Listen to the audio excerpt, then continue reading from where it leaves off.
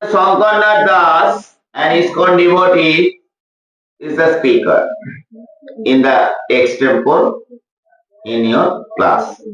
Shankar, today you tell slokas from Srimad Bhagavad Gita and interpret it in English. Start. Hare Krishna. Today I am going to talk Srimad Bhagavad Gita's 10th chapter, slok number 9. This chapter name is Vibhuti Yog. Four important slokas summarize the entire Gita. These four slokas is chapter 10, slok number 8, 9, 10 and 11. It is called Chatusloki Gita.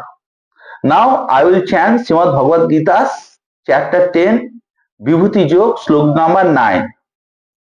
Mad chitta, mad gato prana, bodhanto parasparam, kathanto cha mam nityam, tuschanti cha ramanti cha. Now I repeat again. Mad chitta, mad gato prana, bodhanto parasparam, kathanto cha mam nityam, tuschanti cha ramanti cha. Its meaning, those who have completely surrendered their heart and soul to me, they get supreme satisfaction and joy. That's all. Thank you.